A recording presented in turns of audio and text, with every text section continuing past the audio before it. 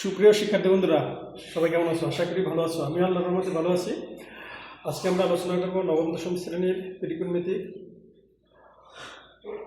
অনুপাত নিয়ে 9.1-এর একটা সমস্যার সমাধান করবো। সবাই বলে লক্ষ্য করো। যদি sec θ প্লাস tan θ ইকুয়াল 7/2 হয়, তবে sec θ মাইনাস tan θ এর মান নির্ণয় করো। দেওয়া আছে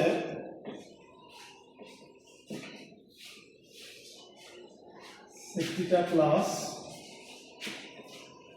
tan θ equal 7/2।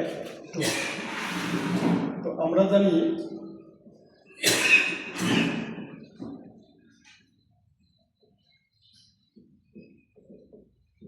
sec θ square minus tan square θ equal 1। প্রিয় শিক্ষার্থী বন্ধুরা, লক্ষ্য করো বীজগণিতীয় সূত্র স্কয়ার মাইনাস বি স্কয়ারের সাথে মিল আছে। স্কয়ার মাইনাস বি স্কয়ার, সেভাবে আমরা যদি লিখি তাহলে পাবো একবার প্লাস একবার minus. sec θ plus tan θ into sec θ minus tan θ, অর্থাৎ স্কয়ার মাইনাস বি স্কয়ারের সূত্র। বা এখন আমরা মান পেয়েছিলাম প্লাসের মানটা বসিয়ে দিই 7/2। বের করতে হবে মাইনাসের মান। sec θ minus tan θ equal 1।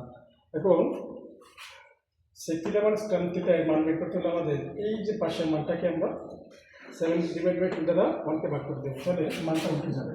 তাহলে আসবে sec θ minus tan θ equal to 2 যাবে উপরে আর 7 আসবে নিচে। তাহলে প্রিয় শিক্ষার্থী বন্ধুরা, লক্ষ্য করো প্লাসের যে মান থাকবে মাইনাস তার বিপরীত মান হবে। প্লাসে ছিল 7/2, মাইনাসের মাইনাস থেকে 2/7। সুতরাং নির্ণেয় মান 7/2। আশা করি প্রিয় শিক্ষার্থী বন্ধুরা তোমরা সমস্যাটার সমাধানটি বুঝতে পেরেছ। সবাইকে ধন্যবাদ।